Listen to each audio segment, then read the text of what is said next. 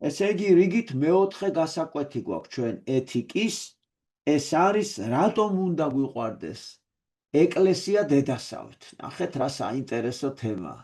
ესე იგი, ჩვენ უკვე ვხვდებით, რომ სწავლებაში არის რომ დედასავით გვიყვარდეს ეკლესიაო.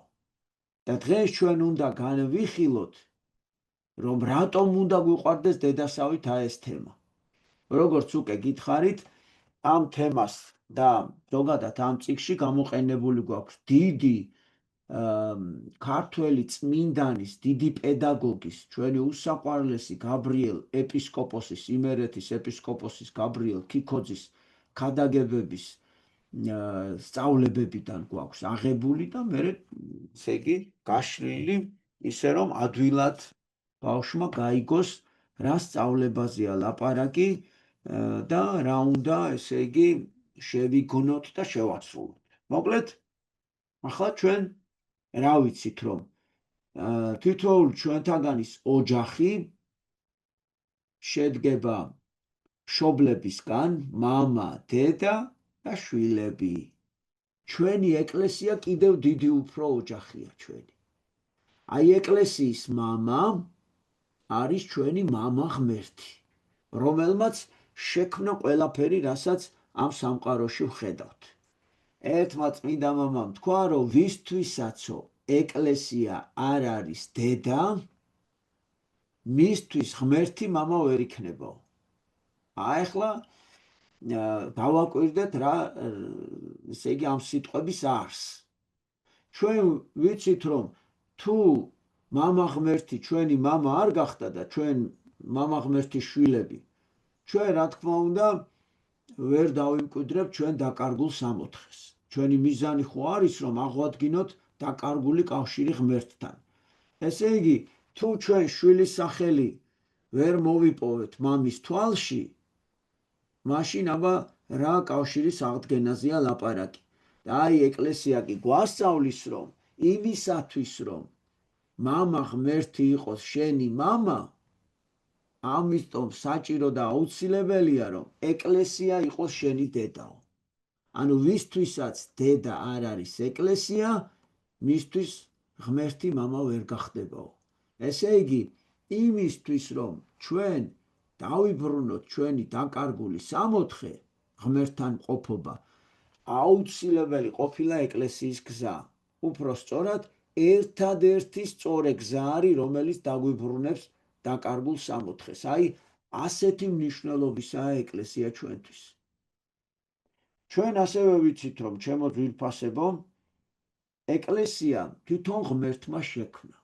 აი გახსოვთ, ჩვენ ხო სამოთხეში დაგვამკვიდრა ღმერთმა, მაგრამ ადამიანმა თავისი არასწორი ქმედებით დაკარგა სამოთხე და მოხვდით წუთის სოფელში დედამიწაზე.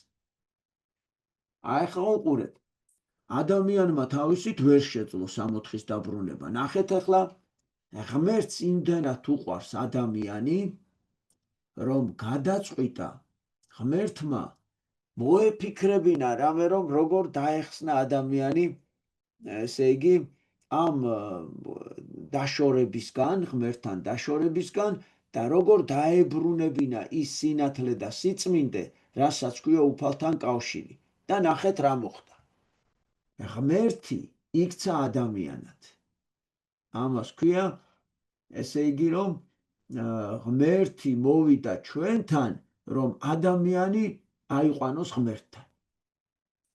აი, იცით რომ ამ ღმერთს ქვია იესო ქრისტე, რომელმაც ჩვენი ყველა ცოდვა, ადამიანთა მოდგმის ყველა ცოდვა თვითონ იტკივილა ჯვარცმით, დაითმინა ტანჯვა წამება და იცით რომ ჩვენს გადასარჩენად თვითონ მოკვდა ჯვარზე.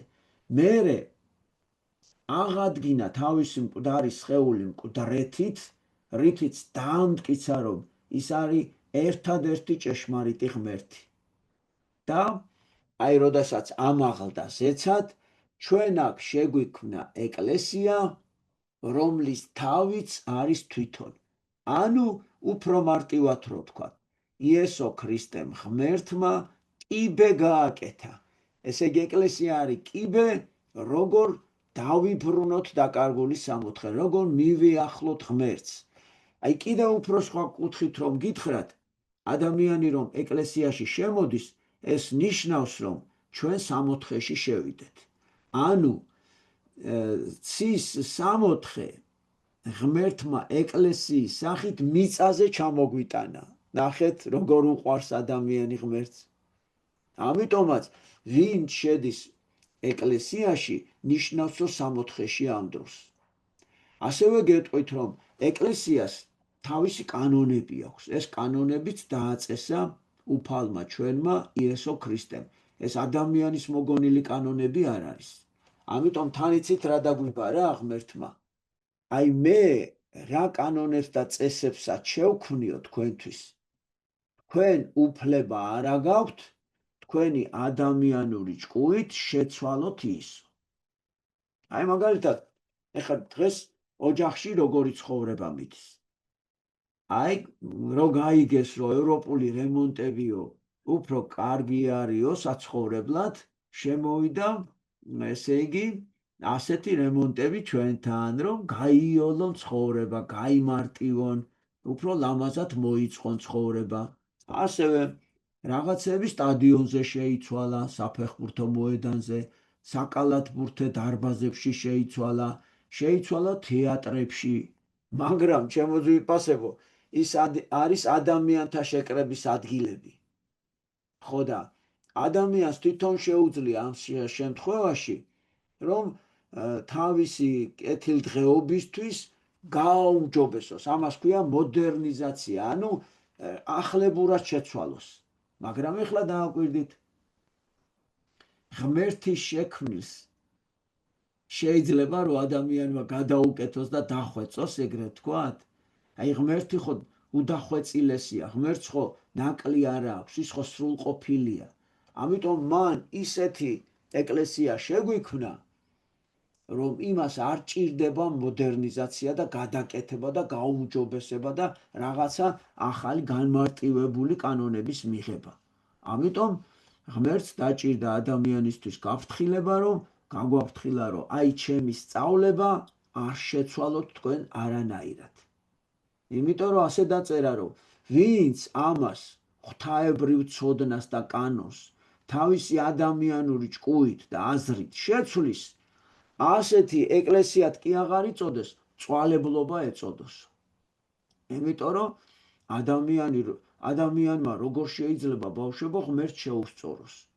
აი მინდა დღეს გითხრათ, ამჟამად 2025 წლისთვის 1000-ობით და 10,000-ობით ასეთი წვალებლური ორგანიზაციებია, რომელიც ეკლესიის ესე იგი ახალი კანონების დამკვიდრებით ასე დამახინჯდა ეს გზა და ეგრეთ წოდებულ წვალებლურ ორგანიზაციებად გადაიქცა. რა თქმა უნდა, ისინი თავს ეკლესიად უწოდებენ, მაგრამ მე როგორც გითხარით, ეს უკვე წვალებლური ორგანიზაციებია და არა ეკლესია.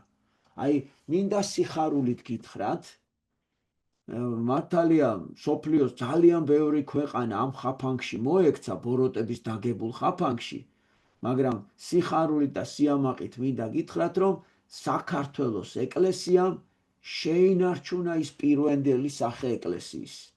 აი როგორც ქრისტემ დააარსა, აი იმ პირვანდელ სწავლებას ღმერთის დაარსებული რაც იყო და დღესაც შერჩენილი როა მართლმადიდებლური ეკლესია ქვია. ანუ მართლმადიდებელი ეკლესია ერთადერთი ეკლესია, რომელმაც ღმერთის მიერ დაკანონებული წესები არ შეცვალა. ეს ნიშნავს, რომ სწორედ დაიცვა მართლმადიდებლურმა ეკლესიამ ქრისტეს წესები და კანონები. ახლა ჩვენ ბედნიერები ვართ, ქართველები, რომ აი იმ ჭეშმარიტების გზას მივდევთ, მიუხედავად დიდი ზეწოლისა, დიდი შემოტევებისა, სოფლიო მცდელობისა, რომ მოშალონ ჩვენში ეს ჭეშმარიტი მართლმადიდებლური სარწმუნოება, მინდა გითხრათ, რომ მტერს არაფერი არ გამოსდის და ჩვენ დღემდე ვინარჩუნებთ აი ამ ესე იგი სიწმინდეს და ჭეშმარიტებას და იმ სწორე მიმართულებას ღმერთთან მიმავალს, რასაც ქვია ჭეშმარიტე მართლმადიდებლური ეკლესია. ეხლა როგორი სწავლება გვაქვს, ნახეთ, ეკლესიაო ადამიანის გაჩენამდეც არსებობდა. მისი წევრები იყვნენ ზეციური ანგელოზები. აი, ანგელოზები რო ღმერთს ემსახურებოდნენ, ადიდებდნენ ღმერთს და გალობდნენ, ხო, სამოთხეში. ეს უკვე ეკლესია იყო. ესე იგი, გაცილებით უფრო დიდი ხნისაა ჩვენი ეკლესია, ვიდრე ადამიანთა, ესე იგი, ცხოვრება, წუთისოფელი.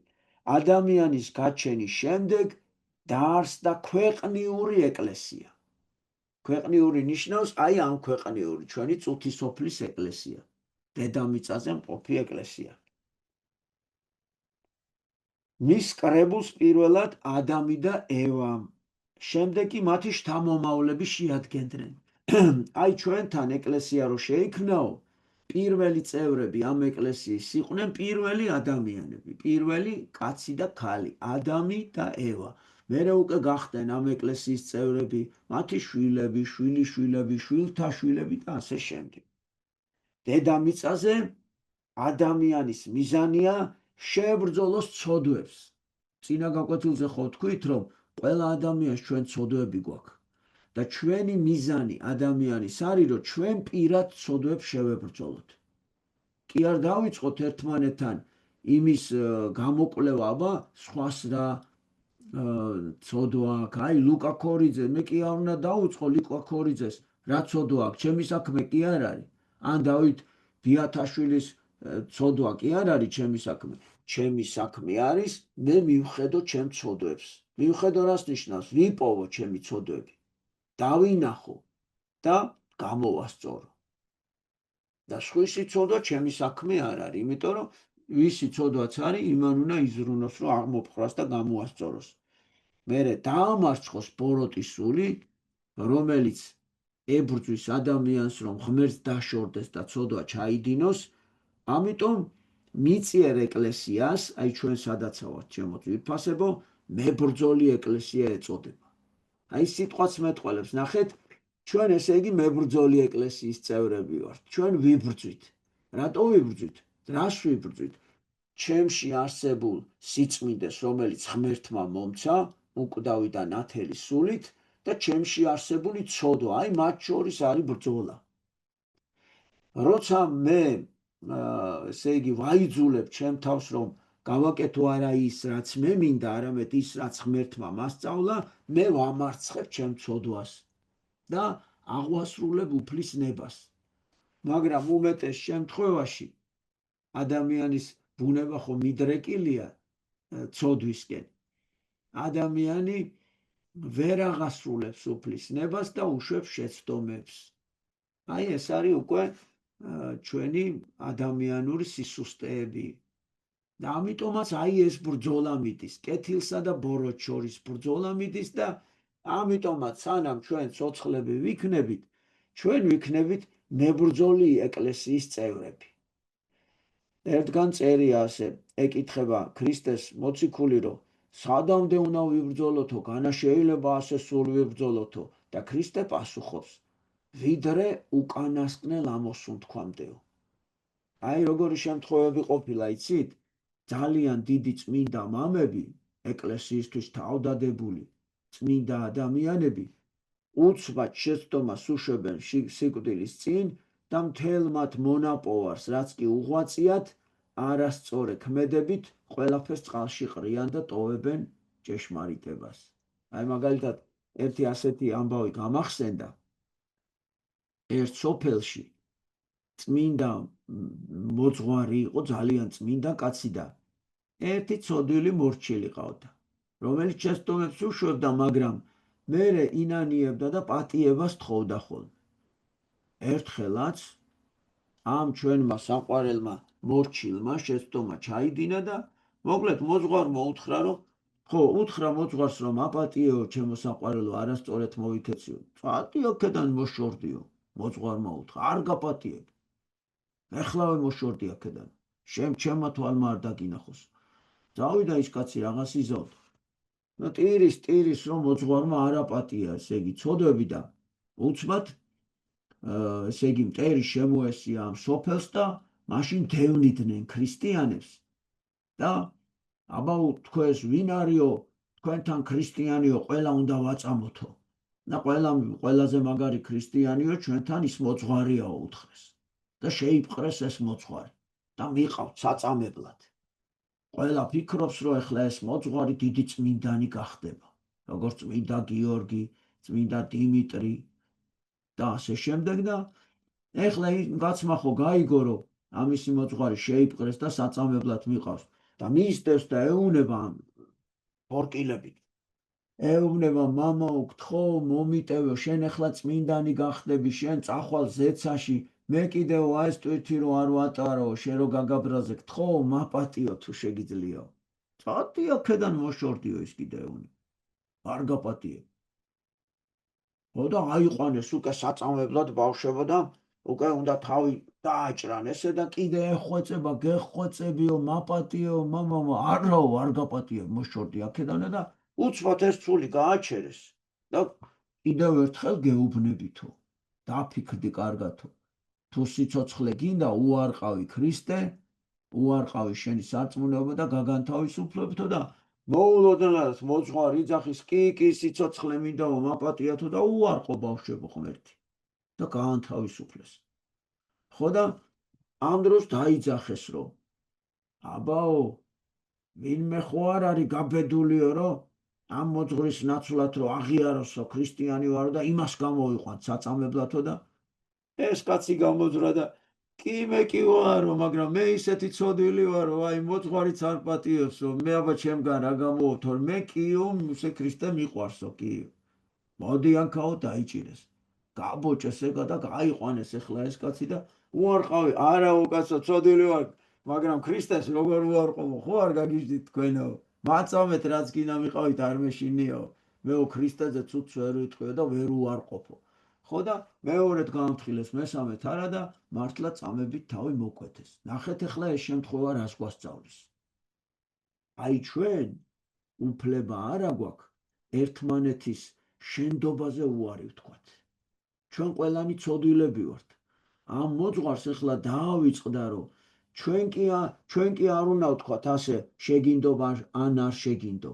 ჩვენი ყველას ცოდვები იესო ქრისტემ ჯვარზე თვითონ იტკივილა. ამიტომ ჩვენ უფლება არა გვაქვს ერთმანეთს უთხრათ მე შენ არ გაპატიებ. იმიტომ რომ ჩვენი ცოდვები უკვე იტკივილა ქრისტემ და ჩვენ ამის უფლება არა გვაქვს. თან მით უმეტეს როცა მოვა შენი მეგობარი და გეტყვის მაპატიე რომ ვერ მოვიქეცი, შენ უფლება არა გაქვს უთხრა რომ არა ვერ გაპატიებ შენ. აი ანუ ამას ამპარტავნება ქვია, მიხვდით? და მართლა ძლიერი მოძღვარი იყო, მაგრამ ჩავარდა ამ პარტავნებაში და მოულოდნელად დაეცა ღმერთში და უარყო ღმერთი.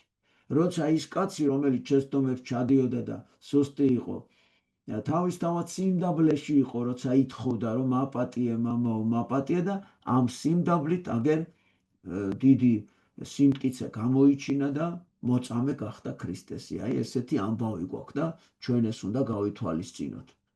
ეგრე რომ ეკლესია რას გვასწავლის იცით? ადამიანს ერთადერთი გადარჩენის შანსი აქვს, რომ სინანული ჰქონდეს თავისი უღირსი ქცევების. ადამიანი მით კი არ უნდა გადარჩეს, რომ უცოდველობას მიაღწიოს. ასეთი ადამიანი არ არსებობს. ყველა ადამიანს ცოდვა აქვს. ჩვენი გადარჩენის ერთადერთი წყარო არის სინანული საკუთარი ცოდვების.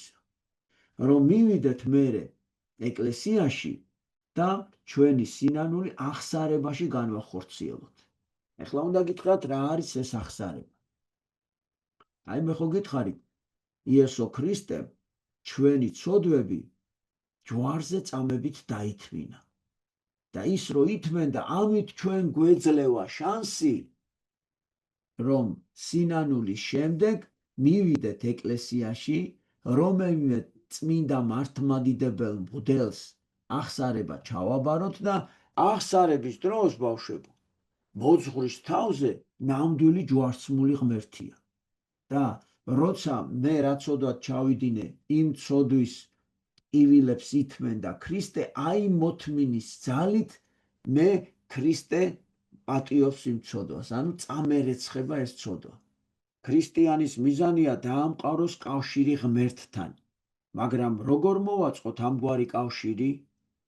ეს შესაძლებელია მხოლოდ ეკლესიაში.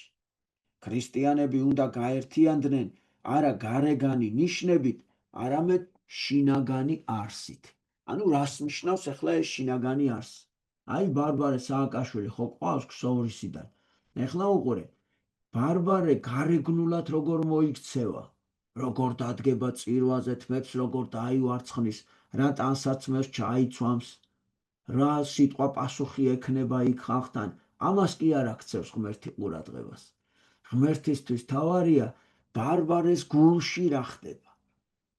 აი ბარბარეს გულში უნდა ხდებოდეს, ღმერთისთვის უნდა მიდიოდეს ბარბარე ტაძარში. ვიღაცების დასანახად კი არა. რო არის ხოლმე რომ აბა იმან თუ დამინახოს რომ მე ტაძარში დავდივარ. ან ვიღაცა ადამიანი მოეწონა და აბა იმ ადამიანს დავინახავ რომ მივალ. ას ღმერთმა ხო ყველაფერი იცის ჩემო ლამაზებო. ამიტომ აი კიდე ერთი ამბავი გამახსენდა. ესე იგი მთელი ყურადღება გარეგნულზე კი არ უნდა გადავიტანოთ ეკლესიაში წასვლის დროს, შინაგანზე. ანუ ღმერთს ჩვენი გული აინტერესებს. გულში რა ხდება? აი ამ გულში უნდა იცოდე რომ შენ ცოდვილი ხარ. შენი თავი უნდა დაარწმუნო რომ ცოდვილი ხარ და თუ ვინმესი რამე არ მოგეწონა, ასეთი უამრავია, იმიტომ რომ ყველა ადამიანი ცოდვილია და უამრავი ადამიანი ჩვენს ირგვლივ არასწორად იქცევა. მაგრამ კიდევ ვიმეორებ, ეს შენი მიზანი არ უნდა იყოს სხვისი ცუდის დანახვა. შენ სხვისი ცუდის დანახვა და მათი ცოდვების მოგროვება, შენ რაში მოგეხმარე? ვარაფერში. უფლის წინაშე რო წავსდგები. მე მიშველის გიორგი ქაჯაიას ცოდვებზე რომ მოუყვე ღმერთს. მიშველის რამეში? ღმერთი მე ჩემ ცოდვებზე მომთხოვს პასუხს და არა გიორგის ცოდვებზე. გიორგის ცოდვებზე მოსთხოვს გიორგის პასუხს. ამიტომ გიორგისაც არ უნდა აინტერესებდეს ლექსომასწავლებლის ცოდვები. ჭკვიანი ქრისტიანი სხვა ადამიანს ლმობიერად უყურებს, ყველას ყველაფერს პატიობს, მაგრამ კაცრია საკუთარი თავის მიმართ. ეხლა რა საინტერესო რამე უნდა გითხრათ ჩემო ძვირფასებო. ჩვენ რომ სახურებას ვესწრებით, აი ვინ წირვალოცვაზე დადის და ეზიარება, ასეთი სიტყვებია. წმინდა, წმინდათაო. იცი, წმინდა, წმინდათა, ასე გალობენ. ეს უფიქრობდი, ნეტა რა არის ეს? ნახეთ რა წერია. ესე იგი, მღვდელი საღვთო ლიტურგიის დასასრულს ასე ამბობს, წმინდა, წმინდათა. როცა აღამაღლებს წმინდა ტარიგს. ტარიგი არის ჩემო ძვირფასებო სეფისკვერის პური, რომელიც გადაიქცა უკვე სასწაულებრივი ამ ძალის შედეგად ღვთაებრივი ძალით გადაიქცა ქრისტეს სხეულად. განწესებულ წმინდა ზიარებისათვის და ეს მათთვის არის, ვინც უნდა ეზიაროს ახლა. ამ ორ სიტყვაში ღრმა აზრია. ქრისტეს წმინდა ხორცი განკუთვნილია მხოლოდ წმინდათათვის. ესე იგი, წმინდა, წმინდათა ნიშნავს, რომ შენ მოგეცა ქრისტეს წმინდა სხეული და მოეცა მარტო იმას, ვინც წმინდაო. ესე იგი, წმინდა ქრისტეს სხეული და წმინდათა, ესე იგი, ეძლევა იმ ადამიანებს, ვინც განიწმინდა აღსარებით. ვინც ცოდვები მოინანია, განიწმინდა თავისი გულით, აი იმისთვის გადაიქცა ახლა ეს პური ქრისტეს ხორცად და ღვინო ქრისტეს სისხლად. მაგრამ შენ თუ აღსარებას არ ჩააბარებ, შენ თუ შენ თავში ნაკს არ დაინახავ, შენ თუ სხვა ადამიანებს არ აპატიებ, შენ დამით ცუდ მოგცევას, მაშინ შენი გული არ არის წმინდა და შენ არ ახარ ღირსი მიიღო ქრისტეს წმინდა, ესე იგი, ნაწილი. აი ამას გულისხმობს. ამ ორს ვდიახ. ესე იგი, ვინც სინანულითა და აღსარების საიდუმლოს წყალობით თავისი შინაგანი სამყაროს გაწმენდით გახდა წმინდა, იმისთვის არის ახლა ეს განკუთვნილი ზიარებაო. აი ეს არის გადმოცემული. ახლა თვითონ სიტყვა ეკლესია ბერძნულად ეკლეო, რაც ნიშნავს ვუხმობ, მოუწოდებ. აი ამას ნიშნავს სიტყვა სიტყვით, ნიშნავს რომ მოუწოდებ, ვეძახი. ესე იგი, ეკლესია რა არის? გვეძახის ჩვენ, რათა მივიდეთ მასთან. აი ისმის შეკითხვა, აი რამდენ ხანში ერთხელ მივიდეთ, როდის მივიდეთ. ამას ჩვენ ქრისტე ღმერთი გვეუბნება მცნებებით. აი მაგალითად მეოთხე მცნებაში წერია ასეთი რამ, რომ ყვირაში 7 დღე ხომ მოგეციო ღმერთი გეუბნება, მაგრამ ამ 7 დღიდან შენ მარტო 6 დღე მოგეცა თავისუფალი. 7 დღიდან 7-ვე დღე არა გაქვს თავისუფალიო, 7 დღიდან მარტო 6 დღე მოგეცა და მე-7 დღეო გადადე ყველა საქმე და მოდი და ჩემთან ეკლესიაში დადე. მე ეს ეკლესია ღმერთს თვითონ კი არ ჭირდება, ჩემო ძვირფასებო, ჩვენ შეგვიქმნა და ჩვენ იმიტომ შეგვიქმნა, რომ ჩვენ უნდა კვირაში 1 დღე ვიდგეთ ეკლესიაში და ვადიდოთ ღმერთი. ეს სასურველი კი არ არის. ეს არის აუცილებელი. ეხლა დავაკონკრეტებ მე, რას ნიშნავს? ამ ერთ დღეში, აი მე-7 დღეს კვირა დღეში შედის შაბათი საღამო და კვირა დილა წირვა. ანუ შაბათს ლოცვაზე უნდა დადგეს ქრისტიანი, კვირას წირვაზე უნდა დადგეს, აღსარება ჩააბაროს და ეზიაროს ქრისტეს სისხლსა და ხორცს. აი ეს არის ეკლესიის მიზანი და ყველა ადამიანი მოვალეა შეასრულოს ეკლესიის ეს წესი და კანონი. ზოგმა იცის ასეთი რამე. აი, ან გიორგობაზე იცის მისვლა, ან აღდგომაზე, ან შობაზე და მეტი აღარ არის საჭირო, ფიქრობს. მაგრამ პატრიარქმა ახლა ასეთი კურთხევა გადმოგვცა ყველას, რომ ისეთი რთული ჟამი მოვიდა, რომ ყოველ კვირა უნდა ეზიარებოდეს ქრისტიანიო. ისეთი დიდი ძალით გვებრძვის ბოროტი ძალაო. ამიტომ ესეთი კურთხევა გასცა პატრიარქმა, რომ ქრისტიანი, ქართველი ქრისტიანი უნდა ცხოვრობდეს კვირიდან კვირამდე, წირვიდან წირვამდე, ზიარებიდან ზიარებამდე. ერთი კვირა გაყვება ქრისტეს მადლი, მერე ისევ დაიცლები, ასე თქვა, გაღარიბდები მადლისგან და მერე ერთ კვირაში კვირა დღეს ისევ უნდა ეზიარო. და ასე უწყვეტად. ეს არის ნამდვილი აი მრევლიო რო ვიტყვით, ეკლესიური მრევლი არის ის, ვინც ყოველ კვირა ეზიარება. მე ხო ჩემო ძვირფასებო, ეკლესიური ცხოვრების გარეშეო ჩვენი მამები გვასწავლიან. ქრისტიანობა იგივეა, რაც ქრისტიანობა ქრისტეს გარეშეო. ნახეთ, იმიტომ რომ ასეთი გამოთქმა არსებობს.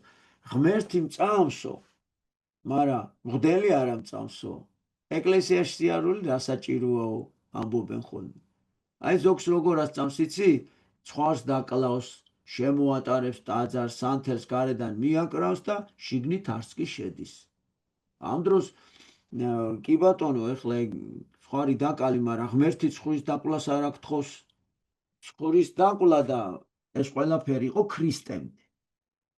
და ქრისტე იმიტომ დაიკლა თვითონ, რომ ასეთი მსხვერპლშეწირვები უკვე აღარ არის საჭირო გითხრა.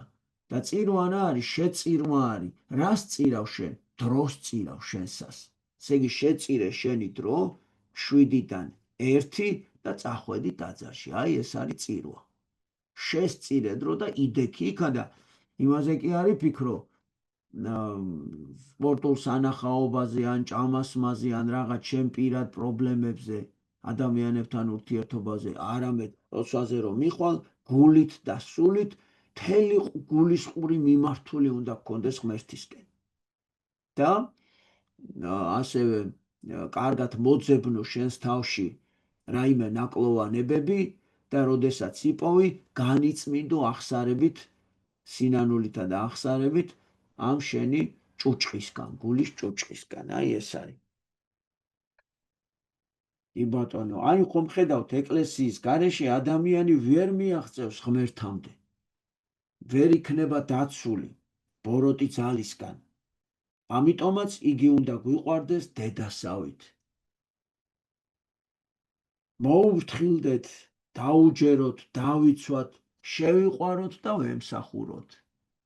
აი ხა თქვენთვის ყველაზე კარგად იქნება, რომ ვიცი, რომ თქვენ უმეტესობას ყველაზე ძალიან დედა გიყვართ და თქვენმა გულმა ყველაზე კარგად იცის, როგორი საყვარელია დედის მზრუნველობა, დედის მოფერება, დედის სიყვარული.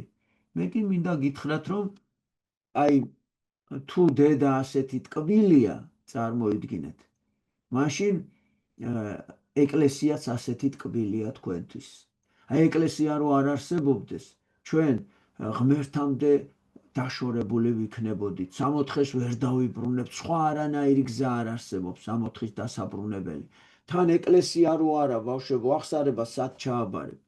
ესე იგი, რაც ცოდვებიცაც ჩაიდან, ყველა ცოდვა შენში დარჩება. და თუ ამდენი ცოდვები შენ თავს ესე დაამძიმებ, რა თქმა უნდა სამოთხესაც ვერ მოიპოვებ. აი ხო და ეკლესია რო არ იყოს არაფერი ადამიანს არ შეუძლია. აი ყველაზე მთავარი ვთქვათ, ადამიანი თუ არ მოინათლა, იმის არც ზიარება შეიძლება და არც არაფერი. ეგრე რომ ჩვენ მაშინ ხვდებით ეკლესიის სრულფასოვანი წევრი და მაშინ გადმოდის ადამიანზე სულიწმიდის მადლი, როცა ვინათლებით. სად ხდება ნათლობა? ეკლესიაში. აი ძვირფასი ოჯახები რო გვინდა, ქართული ოჯახები რო შევქმნათ, სად ხდება ჯვრისწერა? ეკლესიაში. და ეკლესიაში გარდა იმისა, რაც ხდება ხილულად, კიდევ ხდება ისეთი რამ, რომელსაც საიდუმლო ქვია. რა არის საიდუმლო? აი რასაც თვალი ხედავს, იმის გარდა ხდება ისეთი რამ, რასაც თვალი ვერ ხედავს და ღმერთი ერევა საქმეში. აი მაგალითად რო ვთქვით, ჯვრისწერაო რა არის? შეყვარებული მამაკაცი და შეყვარებული ქალი გადაწყვეტენ ერთად ოჯახი შექმნან. დადგებიან ჯვარს, დაიწერენ და ეკლესია იცი რა შეუნება? და იქმნენ ისინი ერთ ხორცო. ანუ ორნი გახდნენ ერთნიო. აბა ჩვენ რას გავიგებთ, იმ ხელა საიდუმლოა, იმიტომ რომ ქალი და კაცი ისევ ცალ-ცალკე დადიან, მაგრამ ეკლესიამ კი წაიკითხა, რომ ეს ორნი ერთი გახდნენო. ანუ გააერთიანა, ნახე რა საოცრება მოხდა.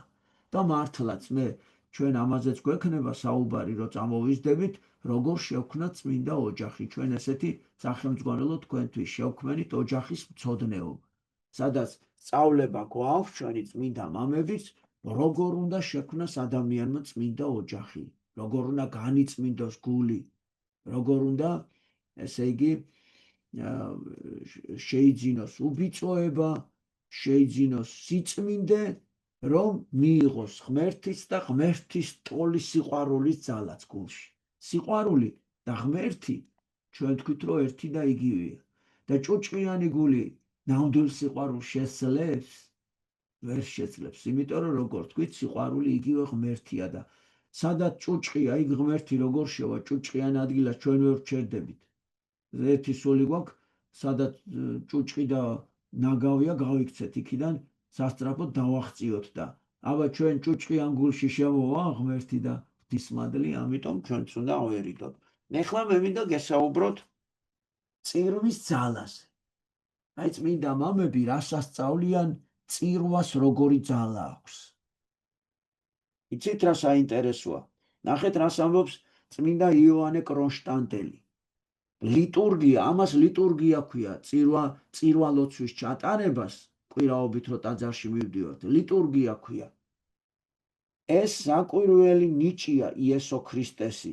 ლიტურგია ეს ხიდია მარადიული ცხოვრებისკენ გადებული. ანუ ლიტურგია რა არისო? ხიდი რომ მარადისობაში გადახვიდეო, აი იგივე სამოთხე რო დაიბრუნო, სამოთხის ხიდი. გახსოვდეს, ეს ანდერძია იესო ქრისტესი. შეუდექით ამ ოქროს ხიდს, ის სამოთხისკენ მიდის. ყურს ნოუგდებთ საყვარელნო მათ, ვინც მაცხოვრის ბარძიმს გაურბის. აი ჩვენ ზოგჯერ ჩვენ ცხოვრებაში შეიძლება აღმოჩნდნენ ასეთი ადამიანები, რომელიც გეგონებ, კაცო რა გინდა ტაძარში, ღმერთი ყველგან არ არის? რა, ერთმა კაცმა იცი რა მითხრა? რა მინდაო ტაძარშიო?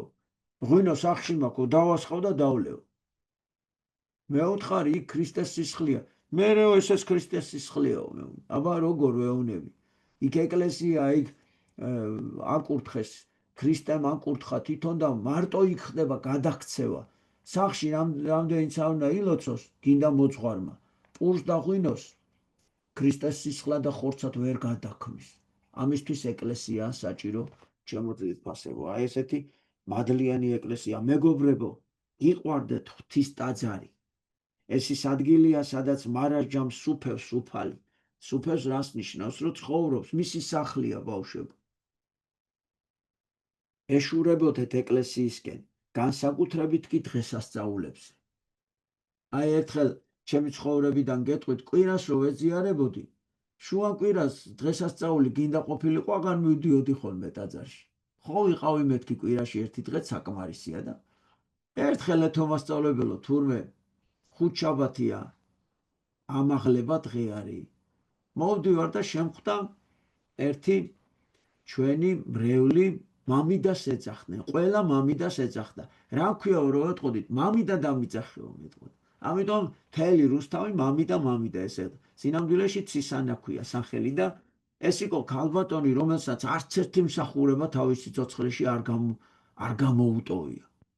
ხო და შემხვდა გზაში და როგორ ახლა რაღაც თელემოვიდა, სად მიდიხარ მეთქი მამიდა უთხარ. რას მობო შვილო, ამაღლება დღე არისო, სახში რა გამაჩერებსო, ურწმუნო ხო არა ვარ. ბიჭო და ისე შემცხვა, მე არ მივდიოდი ტაძარში. და სანამ სახლამდე ამოვიდი, ფიქრობდი, ესე იგი მე ურწმუნო გამოვდივარ. ამაღლება სახში რა გამაჩერებსო, სირცხვილი არ არისო, დღესასწაულიაო, ამაღლებისო და მე სახში რა გავაკეთო რა. საჭმელი შევჭამო, როცა ამხელა დღესასწაული მაქვს, თუ რა სახლი დავალაგო, თუ რა გავაკეთო და სანამ სახლამდე მივედი, შემცხვა ძალიან და მოტრიალდი და წავედი ტაძარში და იმის შემდეგ მინდა გითხრათ, რომ არც ერთი დღესასწაული არ გამომიტოვებია და სულ ის ქალბატონი ჩემი მამიდა, ესე იგი, მახსენდება ხოლმე და მამიდას არ ჩვილი დარჩა, არ ჩვილი არავინ. ხო და მე რომ მეუღლე გარდამეცვალა, მე მიცვალებულთან მსახურებებს არ ვაკლდები ხოლმე და ასე ვეძახი, რომ პაემანი მაქვს მეთქი ჩემ ცოლთან. აი ისე მიხარია, როგორც დღესასწაული, ისე გავრბივარ ხოლმე მიცვალებულთა დღესასწაულებზე, რომ იცი რომ იქ უნდა შევხვდე ჩემ მეუღლეს და რომ გავრბივარ ხოლმე. და ასე მითხრა, რომ შენ რო ამდენს ლოცულობ შენი ცოლისთვისო, მე რო გარდავიცვლები, ჩემზე ვინ ილოცებს? არავინო, არავის აღარ ვემახსოვრებიო.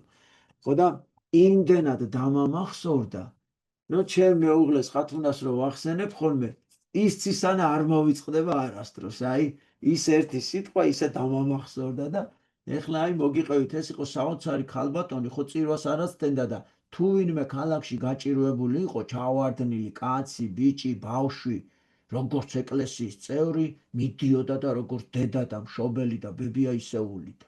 უანგაროდ სრულიად.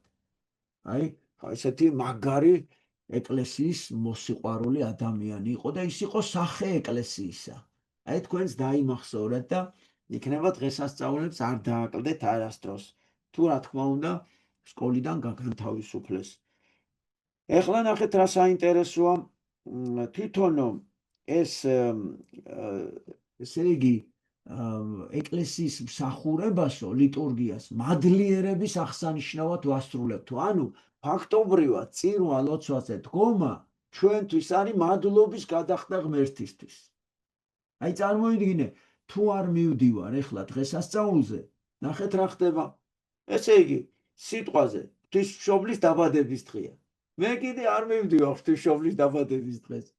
აი მიხდი, თითქოს არ მიხარია, ესე იგი და მადლიერი არა ვარ, ანუ თუ არა ვარ მადლიერი, მაშინ უმადური ვარ. ღმერთმა სიცოცხლე მაჩუკა, ჩემი ცოდვები ჯვარზე გააკრა. მერე პურსა და ღვინოს ჩემთვის გარდაქმნის თავის სისხლად და ხორცად, რომ მე როგორც პური და ღვინო მივიღო და ჩემში შევიდეს ნამდვილი ცოცხალი ღმერთი. მე კიდე სახში ვარ და ვკოტრიალო. აბა, ამას ქვია უმადურობა.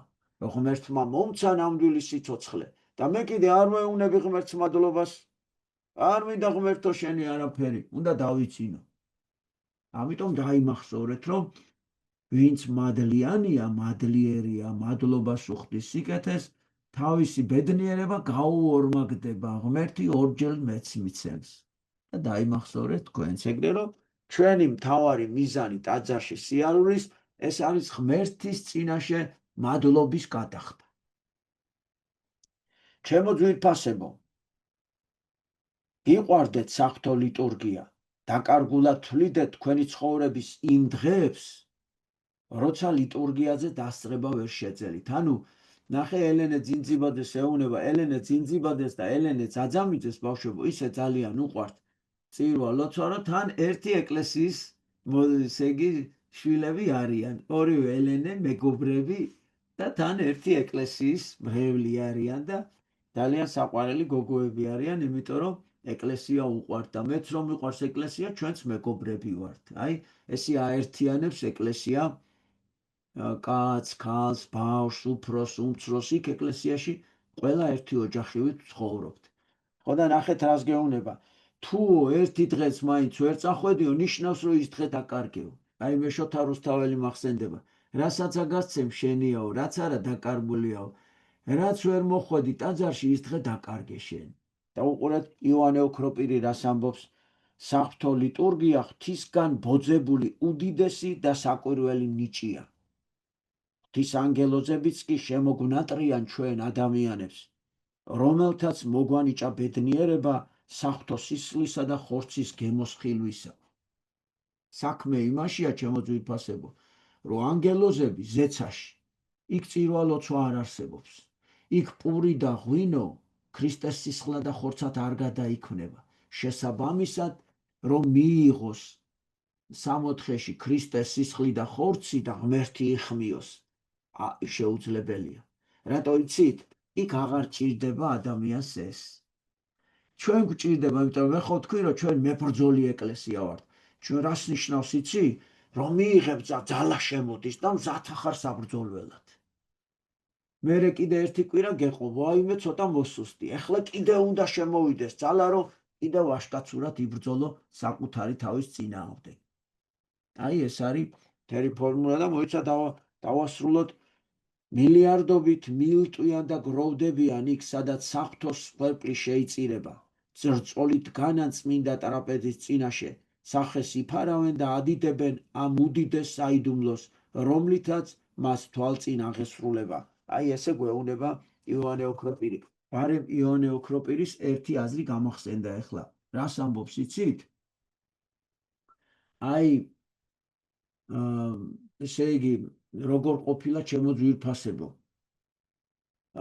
თურმე ერთმა მოძღვარმა ასე თქვა, რომ აიო უფალო, შენ ხო გვასწავლიო, რომ ჩვენო ვაზიარებთო ყოზითო ბარძიმიდან, ის არის ქრისტეს სისხლი და ხორციო და კაცო, მე რა გემო არა მაქო, რო სინჯაო, პურის და ღვინის გემო აქო და როგორ არისო შენი სისხლი და ხორცი, თუ შეიძლება ამიხსენიო. ასაკიანი კაცი იყო. ხო და დაეძინა ღამე და გამოეცხადა ანგელოზი და ეუბნება, რომ შენ მართლა მზად ახარო? რაც ითხოვე ის შენი თვალით იხილო? და ეს ამ სიზმარში პასუხობს, რომ მე 80 გადაცილებული კაცი ვარო, არც ძოლი მყავს, არავინ აღარ დამჩაო, მარტო წირვებზე ვდგავარო და ვეზიარებიო და რა თქმა უნდა მზათა ვარო. რა პრობლემაო ჩემთვის ეხლა ეგრო დავინახო? კაი მაშინ მოემზადე და ხვალ წირვაზე შენ იხილავ ნამდვილ ქრისტეს სისხლს და ხორცს. წამოვიდა ამ მოძღვარს და ეს სიზმარი აღარ ახსოვდა, დაავიწყდა. დილით ჩვეულებრივად წირა ყველაფერი და იცით ბავშვებო, როცა საკურთხეველში არის, მოძღვრები ასე ჯამს თვითონ იღებენ. კოზით კი არ იღებენ ზიარებას. ესე იღებენ პურ შეჭამენ და ესე უნდა მოიყუდონ ჯამით. სამჯერ უნდა შესვან ეს. ხო და რო უკვე უნდა ჩახედოს და მიიღოს ეს ყველაფერი და რას ხედავს ბავშვებო? ნამდვილი სისხლი და ხორცი არ ყრია შიგნით ჯამში. და უცბად იმდენად ძნელი დასანახი იყო, დადგა ეს ბარძიმი და წაუვიდა გული და ჩაიკეცა საკურთხეველში მოძღვარი. ხო და რო გაითიშა მოძღვარი, ისევ ნახა ანგელოზი და უთხრა, რომ აბაო როგორი იყო მაგის ნახვა რო ითხოვეო ხო და არა უფალო რას ამბობო ვერ დავინახეო მაგას მე ვერ მივიღებო ვერ დავლევო რა ისეთი ძნელი სანახავიაო და გთხოვ მაპატიეო და ასეთ შეცდომას მე აღარ გავიმეორებ არასდროსო ესო ჩემი ურწმუნოების ბრალიაო და გთხოვ ნუ დამსჯიო და ხო და თან ეკითხება რომ რა უყო მე თუ ვერ მივიღე და ვერ ვეზიარეო ბრეული როგორ გამიიღებსო და რა გავაკეთო და ანგელოზმა უთხრა წადი და დაწვის სრულიათო ესე იგი გარდაქმნილი ეკლესიაში საგანგებო გამოსაწვავად ორმოა სადაც ძველ ხატებს გატეხილ ჯვრებს და ეკლესიის წმინდა სანთლებს და ნივთებს აი იქ წვავენ რომ უღირსად მერე არავინ შეეხოს და იქ დაწვიეს ყველაფერი ხო და მართლაც მოვიდა მე ეს გონებაზე მოვიდა და რას ხედავს ხედავს რომ ესე იგი დააფარა რომ კიდე არ დაინახოს ცუდად არ გახდეს დააფარა ამ ბარძიმს და გამოვიდა და ხალხს უთხრა რომ დღეს ზიარება აღარ შედგებაო აღარ იქნებაო ეხლა წარმოვიდგინეთ ეხლა ჩვენ ბავშვებო რო ვემზადებით ზიარებისთვის და უცბად რომ გამოგიცხადებენ რომ დღეს ზიარება ეხლა რა თქმა უნდა ვინ შეეკითხებოდა რატო და როგორ მაგრამ აი ესეთი ამბავი ეს ალბათ იმიტომ მოგცა რომ ჩვენ ვიცოდეთ რასთანა გვაქვს საქმე აი უყურეთ როგორ ყოფილა რომ ვიღებთ ადამიანს რო არ შეეშინდეს და არ შეზაროს არის ჯერ პურის და ღვინის გემო აი სადაც ყავთ აქ ხო არის ხორხი ადამიანის და აქ გემო მთავრდება აი აქ გადაიქცევა ნამდვილ სისხლად და ხორცად და ჩვენში შედის ნამდვილი ღმერთი და იოანე ოქროპირი ამბობს რომ ის ღმერთიო რომელიც კოვზით გვეძლევა ადამიანს საზიარებლად და ის ღმერთი რომელიც ზეცაშია რომელიც ჯვარს ეკრა ჩვენს გადასარჩენად გაეკრა და რომელიც აღდგა მკვდრეთით რომ ჩვენც აღვადგინოს ის ღმერთი ოდნავათაც ერთმანეთისგან არ განსხვავდებაო აი ოდნავათაც აი ასეთი დიდი საიდუმლო აღესრულება წირვა ლოცვაზე ეკლესიაში მეორენაირად რომ გითხრათ კიდევ ეკლესია ბავშვებო აი ჩვენი სახლია ეკლესია არის ჩვენი ესე იგი კიბე ზეცაში დასაბრუნებელი და საქართველოსთვის კიდე ხო ეკლესია ყველაფერია თუ საქართველო გადარჩა დღემდე მოვიდა ეს არის ჩვენი დედა ეკლესიის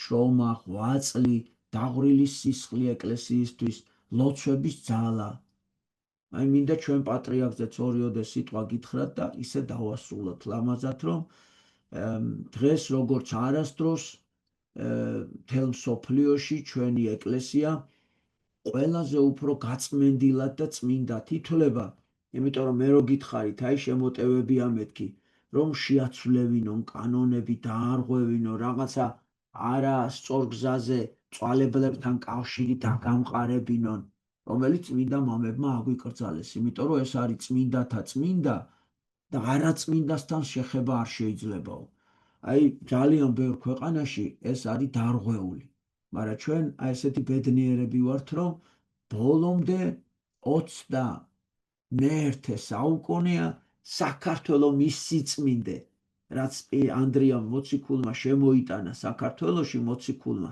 იმ სიწმინდეს ვიცავთ ესე ერთგულად და ბარემ ამასაც გეტყვით რომ იყო კიდევ ასეთი მცდელობა რომ ჩაეტარებინათ მერვე საეკლესიო კრება სულ 7 საეკლესიო კრება წმინდა მამათა მიერ ჩატარებული და ამ კრებებზე განიხილავენ ხოლმე აი რამე ხო არ შეცვალონ ეკლესიის წესებში რამე ისეთი ხო არ არის რომ განმარტება გააკეთონ და რამე ხო არ უნდა გადახედონ და ასეთი დადგენილება მიიღეს წმინდა მამებმა რომ მხოლოდ 7 კრება ჩატარდეს იმიტომ რომ უკვე ჩვენ რო ჩვენი რწმენა რომ შესუსტდა ნელ-ნელა მაშინ წმინდა მამებს შეეშინდათ რომ მოდერნიზმი ანუ ახლებურად არ გადააკეთონო თანამედროვე ადამიანებმა და მართლაც მინდა გითხრათ რომ ამ 2-3 წლის წინ ძალიან ბევრ მსოფლიო მართლმადიდებელ ეკლესიას გაუჩნდა ასეთი აზრი რომ მოდი საერთოდ მარხვა გავაუქმოთო. მოდი ფეხზე ნუღავდგევართო, რა საჭიროა ამდენი წვალებაო და ავსხდეთო. აი როგორც სხვა რომელიღაც წვალებლურ ორგანიზაციებს აქვს. ხო და მაშინ გადაწყვიტეს რომ წმინდა მამებმა რომ 7 საეკლესიო კრების შემდეგ დაადგინეს რომ მერვე საეკლესიო კრებას ვინც მოაწყობსო ის გამოცხადეს როგორც ავაზაკთა ბუნაგათო. ანუ არ მივიღოთო რა, დაიმახსოვრეთო და მინდა გითხრათ რომ დიდი შემოტევა იყო ეხლა მსოფლიოში რომ ჩაეტარებინათ ასეთი მერვე საეკლესიო კრება და ჩვენმა პატრიარქმა ვაშკაცურად განაცხადა მთელი მსოფლიოს წინაშე რომ საქართველოს მართლმადიდებელი ეკლესია ამ კრებაზე, ბრჭყალებში კრებაზე მონაწილეობას არ მიიღებდა. მინდა გითხრათ რომ დიდმა მართლმადიდებლურმა ქვეყნებმა მერე საქართველოს მიბაძეს და როდესაც რუსეთის მართლმადიდებელმა ეკლესიამაც უარი თქვა, ფაქტობრივად ჩაიშალა ის კრება და აღარ ჩატარდა. აი და ყველასთვის დღესაც მთელ მსოფლიო მართლმადიდებლობაში ყველაზე დიდი ავტორიტეტი, ყველაზე დიდი ფიგურა, ყველაზე დიდი ადამიანად დღეს ითვლება ჩვენი უწმინდესი და უნეტარესი ჩვენი კათოლიკოს პატრიარქი ილია მეორე. და აი თქვენ იცით რომ როდესაც პატრიარქი მოვიდა, თითქმის ჩვენი ეკლესია სულ რამოდენიმე ერთი ათეულობით დაძარიღა იყო მთელ საქართველოში. სულ 5-6 ეპისკოპოსი იყო. დღეს ეპისკოპოსთა რიცხვი 50-მდეა გაზრდილი, შესაბამისად 50 ეპარქია და 1000-ობით ეკლესია გაიხსნა და 1000-ობით სასულიერო პირია დღეს საქართველოში და როგორც გითხარით, ჩვენ ერთიანობას ვინარჩუნებთ უფლის წინაშე, დაურღვევლობას ვინარჩუნებთ, იმიტომ რომ ჩვენ რომ კვართი გვაქვს ჩემო ელენე, კვართი ხო უკერველია და უკერველობა ჩვენს ეკლესიას პასუხისგებლობას ანიჭებს და მისიათ უთვლის, რომ ერთიანობა უნდა შევინახოთ. აი რას ნიშნავს მე გეტყვით. საბერძნეთის ეკლესიაც მართლმადიდებლურია, მაგრამ 7 არის გაყოფილი. ანუ 7 სხვადასხვა მიმდინარეობა არსებობს. ხო და ჩვენ ვინაიდან კვართის მფლობელები ვართ, ჩვენ ესე იგი მოვალეობა გვაქვს ღვთის წინაშე, რომ საქართველო განუყოფელი და განურღვეველი იყოს, ანუ ერთიანი ქვეყნის აღსასრულამდე. და აი მინდა გითხრათ, მიუხედავად იმ დიდი შემოტევებისა, რაც მსოფლიოს მიმართ საქართველოს მართლმადიდებლურ ეკლესიას გააჩნია, საქართველოს ეკლესია ბოლომდე იცავს ამ ერთიანობას. ეს არის უმნიშვნელოვანესი ახლა რაც გითხარით და ეს არის ჩვენი პატრიარქის დამსახურება და აი ესეთი ბედნიერები ვართ და ესეთი მდიდრები ვართ ქართველები. ყველაზე მდიდრები, იმიტომ რომ აი ჭკვიანი კაცი რომ დაფიქრდეს ხო ბავშვებო, იფიქრებს რომ ცხოვრება იმისთვის კი არ მოგვეცა, რომ კაი საჭმელები ვჭამოთ. ილია ჭავჭავაძეს უწერია, ჩვენ იმიტომ კი არ ცხოვრობთ, რომ ჭამოთო, ჩვენ იმიტომ ვჭამთ, რომ ვიცხოვროთო და სიყვარული ვაკეთოთ, რომ მოვეფეროთ ერთმანეთ, ჩავეხუტოთ და ჭეშმარიტებას ვემსახუროთ. ეხლა უყურეთ, თუ კაი საჭმელი გვაქვს, კაი ჩასაცმელი გვაქვს, კაი დასვენება გვაქვს, კაი სახლები გვაქვს, კაი მანქანები გვაქვს, მაგრამ ეკლესია არა გვაქვს. როგორ მოხვდებით 64-ში? იმიტომ რომ აქ ხო წუთი სოფელია და წუთი რას ნიშნავს? მალე დამთავრდებაო და იქ გადავდივართ მარადისობაში. აი უყურეთ, რა ბრძენია ჩვენი მაღალღირსეული დიდი წინაპარი. მათ იცოდნენ რომ არც საზღვარი არ არის ისეთი მნიშვნელოვანი, არც ფული, არც სიმდიდრე, არც ეკონომიკა, არც არაფერი, იმიტომ რომ ყველაზე უმნიშვნელოვანესი არის ეკლესიის სიწმინდის შენარჩუნება, რომ ადამიანის მიზანი არ არის დიდხან სიცოცხლე, ადამიანის მიზანი არის სწორად სიცოცხლე, რომ უფლის წინაშე რომ წავსდგებით, გავმართლდეთ და უფალმა დაგვიბრუნოს ჩვენი დაკარგული სამოთხე, ანუ ღმერთთან ყოფობა, გაწყვეტილი კავშირი რომ აღვადგინოთ. აი ამისთვის არის ადამიანი შექმნილი და ამისთვის მოგვეცა ეკლესიაც, რომ სხვა გზა, სხვა ხსნა სამოთხეში დასაბრუნებელი გარდა ეკლესიისა ჩვენ არ გაგვაჩნია. ამიტომაც არის რომ ჩვენ ესე უწოდებთ საქართველოს დედა ეკლესიას. ანუ დედასთან არის ესე იგი გაიგივებული როგორც გითხარით და დასკვნაც ასეთია რომ ჩვენი ეკლესიაც ვინაიდან არის დედასავით თბილი შეგიფარებს ხო დაგლოცავს მოგეფერება დაგაწყნარებს ცოდებს გაპატიებს გაგაახლებს გაგახალისებს აგავსებს ღვთის მადლითა და წყალობით და ასევე დედასავით ლამაზია თბილია მსრუნველია ტკბილია და ამიტომაც ჩვენ ესე იგი ეკლესიას აღვიქვავთ დედად და აი რატომ უნდა გვიყვარდეს ჩვენი ეკლესია ჩვენი საკუთარი დედასავით. აი ასეთი თემა გქონდა ჩვენ დღეს და ეხლა მე მინდა მოგიწოდოთ რომ ამ დღეებში კიდევ რო წირვალოცვა იქნება შაბათ კვირისთვის იქნება ყველა მოახერხოთ ჩემო ლამაზებო და ვინც არ ეზიარეთ წინა კვირას ამ კვირას მაინც აუცილებლად ეზიაროთ. მოდი ასეთი რამე გავაკეთოთ. შემდეგ ორ შაბათს მოდი ეხლა ხელი აწიოს, აბა ჩართეთ ყველამ ერთი მაინტერესებს, უნდა გამოკითხვა ჩავატარო, ვინ ეზიარა ეხლა კვირას და მერე ასევე ჩავატაროთ გამოკითხვა, ვინ ეზიარება შემდეგ კვირას, რომ ნელ-ნელა გავაუმჯობესოთ ჩვენი ციფრი. თქვენ ამა აწიეთ ხელი და მე დავთვლი ვინ ეზიარა ეხლა კვირას. კვირას.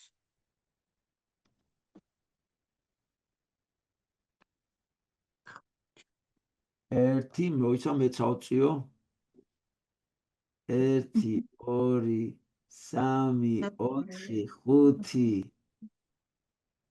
4 5 6 ნინო 7 ხო, მოკლედ 6-7 კაცი. კაი. აბა ეხლა ვინ გადაწყვიტა რომ ეზიაროს ეხლა კვირას? მე კიდე უნდა ეზიარო, რა თქმა უნდა. მინდა გითხრათ, თავმოწონებაში არ ჩამითვალოთ, მაგრამ ალბათ 10 თუ 20 წელი იქნება რომ კვირა არ გამიცდენია რომ ვერ ეზიარო. იმიტომ ისე მიყვარს, მე მართლა მოვკვდები, აი გეფიცებით, ესე ვიცი ხოლმე. ეხლა უნდა გაგაცინოთ. ხო, ანუ ყველამ აბა ნახოთ როგორ შევასრულებთ ესე იგი პირობას. ეხლა უნდა გაგაცინოთ და ესე დავამთავროთ მეგობრულად. ერთ-ერთ მონასტერში არ დავასახელებ, უცხო მონასტერში ვარ რა. ხო და ასეთ უცნაურ კითხვას უსვამს ჩემ წინ კაცს, მოძღვარი. ისაო, ღირსი ხარო ზიარებისო? თავს თვლი ღირსათო რო ეზიარო, ეუბნება. ეხლა იმ კაცისთვისაც მოულოდნელი კითხვა იყო და უთხრა რომ არაო, არა ვარ ღირსიო. ხო და წადიო რაღა გინდაო და არ გაზიარებო. წავიდა რაღაც იზავდა. ჩემ წინ ერთი კაციღა, იმასაც იგივე შეკითხვა უთხრა. თავს თვლი ღირსად ზიარებისო? იმან ხო გაიგო რომ იმან უთხრა არაო. ამან თქვი დიახო, ესე იგი არა რო უთხრა ხო გამიშვებს და დიახო და ხო და არა ხარ ღირსი ამ პარტავნებაში ხარ, წადიო უთხრა და ჩემი ჯერია. ხო და აი მე რა უნდა ვქნა, ესე იგი ორივე პასუხზე გაუშვა. თავს ღირსად თვლიო მეუბნება ზიარებისთვის და მოულოდნელად ჩემ ანგელოს უთხარი მომეხმარე მეთქი, შენ თქვი ჩემს მაგივრად თქო პასუხი და უცბად ვეუბნები ასეთ სიტყვებს. არა ვარ ღირსი, მაგრამ ეხლა რო არ ვეზიარო მოვკვდები მეთქი რა და ოღონ მთელი გულით უთხარი და ვიყურებს ეს მოძღვარი გაეღიმა რა. გაეღიმა და ესე გააქნია თავი და მოკლედ მომცავზიარება და მივიღე. შემდეგი რა მოხდა აღარ ვიცი, იმიტომ რომ ეს დამამახსოვრდა. აი თქვენც ესე იყავით ხოლმე, ასე დასვით საკითხი. ეხლა რო არ ვეზიარო მოვკვდ, ღირსი არა ვარ თქო, უნდა უთხრა შენ თავს. აი ბარძიმს რომ მივუახლოვ და ჩვენ როგორ ვიქნებით ღირსი ჩემო საყვარლებო. აი ზოგიერთმა იცის ხოლმე რომ ამდენჯერ ზიარება რა არისო, ეს უღირსად ზიარებაო. ხო და ღირსეულად ზიარება რა არის? დიდი ბოდიშით ერთი. ღირსეულად რა 10 წელი რო დღეთაღამე ვიმარხულო, არ ვჭამო, არ ვსვამო, მოვკვდე და მერე ვეზიარო რა, ღირსეულად ვეზიარე? ადამიანი ღირსეულად როგორ უნდა ეზიაროს ღმერთს? აბა დაფიქრდით.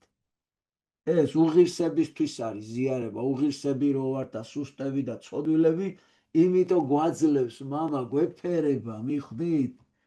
ეს რა თქმა უნდა აუწონავი და გამოუთქმელი სიმდიდრეა.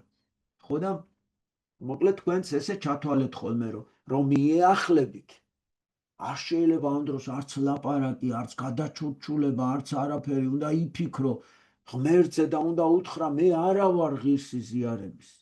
აი ასეთი განცდით. ოღონდ რო არ ვეზიარო, მოვკვდები ეხლა უფალო, არ შემიძლია შენს გარეშე. შენ რო ჩემთან არ შემოხვიდე ეხლა, მე შენს გარეშე რა მეშველება, არ მინდა მე შენს გარეშე. აი ესეთი განწყობით ვეზიაროთ აბა და მერე გამახსენეთ ეხლა რომ შემდეგ გაკვეთილზე გამოვიკითხოთ რომ 7 თუ ვიყავით 6 ხო ვართ, უკვე პატარა წინსვლა დაგვეწყება. მაგრამ მე როგორც ვატყობ, კაი წინსვლა გვექნება. ხო, საბოლოოდ ეხლა ვინაიდან მორჩით უკვე გაკვეთილს, მინდა გითხრათ რომ ხვალ ცხეთაში მივდივართ ჩვენ ესეთი ანდერძის შესასრულებლად. გრიგოლ რობაქიძემ ასეთი ანდერძი დაგვიბარა. ეს მე აი მთელი მითიური სუნთქვა თქვენ წიგნებს რომ გიწერთ ხოლმე, გრიგოლ რობაქიძისგანა მაქვს ეს ყველაფერი შესწავლილი, ანუ ჩემი დიდი მასწავლებელია. ხო და ასეთი ანდერძი დატოვა. გაგიჟებით უყვარდა თავისი დედა. ხო და გულის ჯიბით დედის სურათი დაგქონდა. და ეს უცხოეთში გადაასახლეს და ენატრებოდა თავისი სამშობლო გრიგოლ რობაქიძეს. ხო და ასეთი ანდერძი დატოვა, რომ როცა მე ამ ქვეყნად აღარ ვიქნები, უცხოეთშია დაკრძალული ბავშვებო, სამშობლოში არ ჩამოუშვეს. და თან მის საფლავს ასეთი სიტყვები აწერია: ყოველმან ქართველმან შემინდოს ჩემი ცოდვებიო. მაპატიეთო რომ საქართველოში ვერ ჩამოვედიო, არ უშვებდნენ.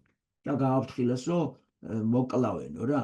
ხო და მოკლედ ასეთი ანდერძი დადო თომასწავლებელო, როცა მე ამ ქვეყნად აღარ ვიქნები, მოდიოდეს ვინმე ქართველი დედა ცხეთას.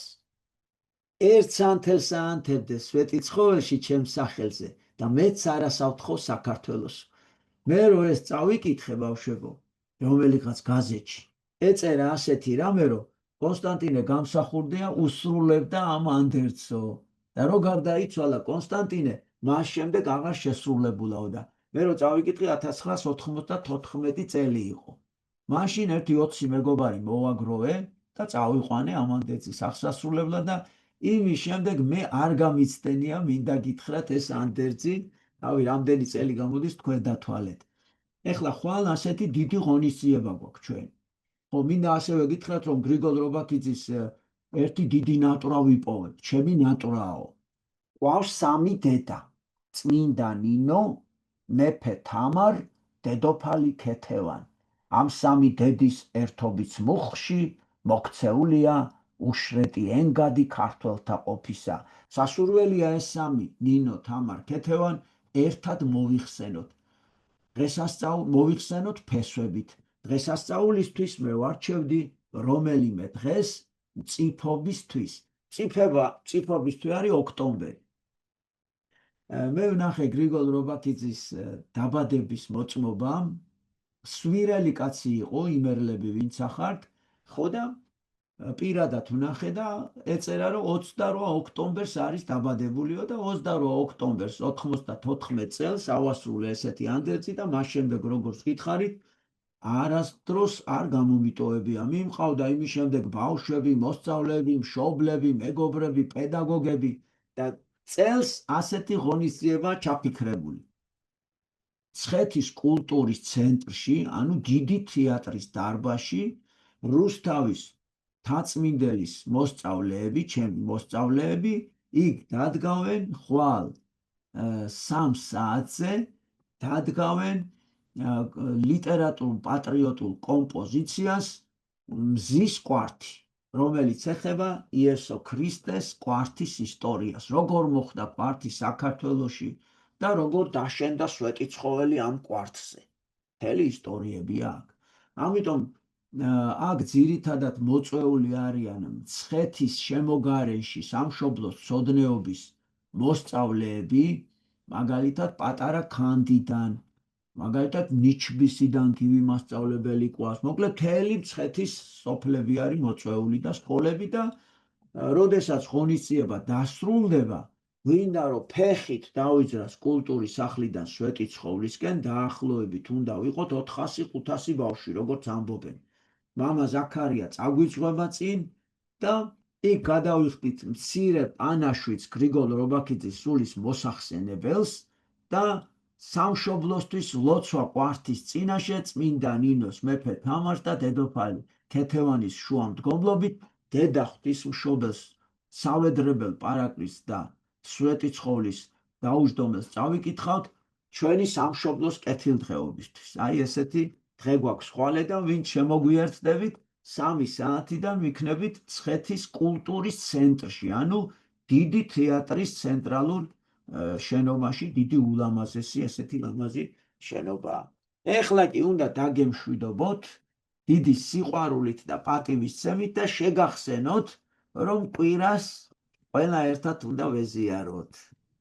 აბა, დავაფასოთ ეკლესია, შევიყვაროთ და ეკლესიის დაფასება და შეყვარება ის იქნება, რომ დავიცავთ ყველა წესებს, რაც კი ეკლესიას გააჩნია და ჩვენს დედა სამშობლოს, დედა ეკლესიას ღირსეულ ერთგულებას გაუწევთ. აბა, გენაცვალეთ, მიყვარხართ ძალიან და გემშვიდობებით დიდი სიყვარულით. ნახვამდის. ეს ბავშვები, ბავშვებო, სოფელ ბოსლებში შაბათობით ტარდება წირვა და ეს ბავშვები აქ რო არიან, ლალი მასწავლებლის ბავშვები, სისტემატიურად ეზიარებიან და მე მგონი, ეხლა ცოტა გაზარმაცდნენ და ეხლა რო შაბათი მოვა, მე მგონი ყველა ეზიარებიან ერთიანად დასახეთ. აბა, აწიეთ ხელი დმანისი, ვინ გადაწყვიტა რომ ეზიაროს? აი, ხო, ჩაყავთ თქვენიცი. შემდეგზე უნდა ნატალია მასწავლებელს მოვეფერები სამტრედიაში. ეს დიდი სიყვარულით და მონატრებით, ჩემ შვილიშვილთან ერთად გაბედნიერებაა, გენაცვალეთ, გეფერებით. აი, ჩვენი შუქრი საყვარელი, შუქრი მასწავლებლის მეუღლე გვესწრება, მოგეფერებით დიდი სიყვარულით, გენაცვალეთ. უმეტი მადლობა. გაიხარეთ, ყველანი მიყვარხართ ძალიან და აბა თქვენიც შევაფაროთ თავი, შევეფრთაქვეშოთ დედა ეკლესიას, იმიტომ რომ სხვა გზა, სხვა ხსნა ქართველებს და ადამიანებს არ აგვაქვს. გენაცვალეთ, აბა მიყვარხართ და დროებით.